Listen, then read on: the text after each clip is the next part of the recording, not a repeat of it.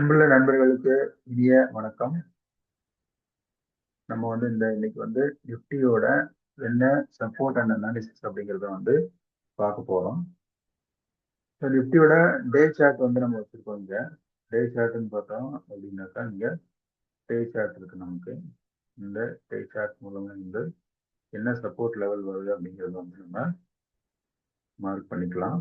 So இதுல பாத்தீங்கன்னா ஒரு நெகட்டிவ் ட்ரெண்ட் லைன் இருக்கு.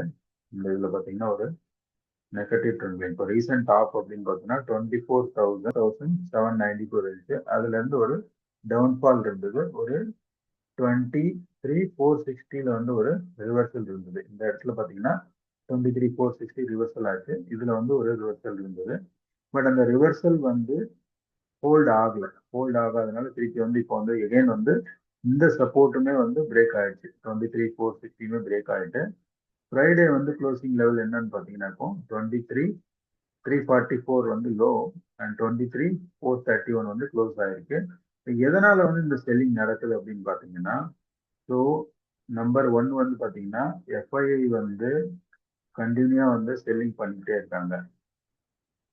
ஸோ இது நான் உங்களுக்கு இந்த வச்சுறேன். எஃப்ஐஐ செல் பண்றாங்க. ரெண்டாவது க்ரூட் ஆயிலோட பிரைஸ் இன்க்ரீஸ் ஆகுது.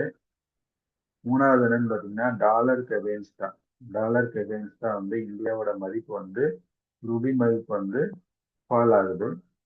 அப்புறம் நாலாவது என்னன்னு பாத்தீங்கன்னா இந்தியாவோட ஜிடிபி ரேட் 2025 ப்ரொஜெக்ஷன் ரொம்ப கம்மியா கொடுத்துருக்காங்க. அதாவது 6% கிட்ட தான் கொடுத்துருக்காங்க.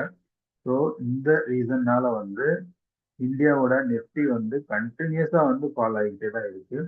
ஸோ இப்போ நாளைக்கு எந்த மாதிரி நம்ம ட்ரேட் பண்ணலாம் அப்படிங்கிறத பார்க்கலாம் வாங்க.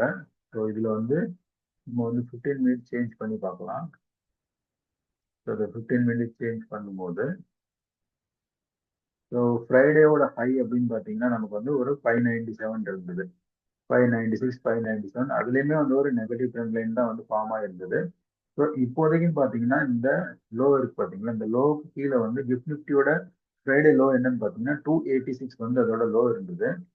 ஸோ இந்த 220 அந்த ரேஞ்ச் நமக்கு இந்தியாவோட ஃபர்ஸ்ட் சப்போர்ட்டா இருக்கும். 220 23,220 ஒரு சப்போர்ட்டா இருக்கும். அதுக்கு கீழே போனோம் அப்படின்னு பாத்தீங்கன்னா இந்த 23,060. ஸோ இந்த வாரத்துல இந்த சப்போர்ட் ஹோல்ட் ஆகும் அப்படிங்கிறது ஒரு என்னோட பர்சனல் வியூ. பட் இதுக்கும் தாண்டி கீழே போச்சு அப்படின்னா ஸ்லோவா பாத்தீங்கன்னா இது 22,800 இந்த லெவல் 22,800, 850 ஒரு லெவல்.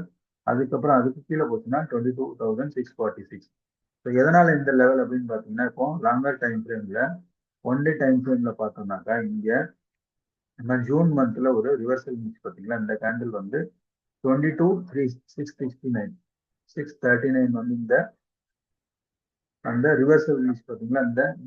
இந்த ஒரு இண்டஸ்ட்ரியல் கேண்டிலோட லோவஸ்ட் பாயிண்ட்னு பாத்தீங்கன்னா இங்க 22,642. ஸோ இந்த லெவல் திருப்பி ரீடெஸ்ட் ஆகிறதுக்கு ஒரு வாய்ப்பு இருக்கு. பார்க்கலாம். ஸோ சப்போர்ட் லெவல்னு பார்க்கும்போது நமக்கு நம்ம 15 மினிட்ஸ் சார்ட் வச்சு நம்ம சொல்லிடலாம் நாளைக்கு என்ன சப்போர்ட் லெவல் இருக்கும் அப்படிங்கிறது. ஸோ சப்போர்ட்டுங்கிறது இந்த 22,220 லெவல் வருது ஒரு சப்போர்ட்டு, 23,080 ஒரு சப்போர்ட்டு.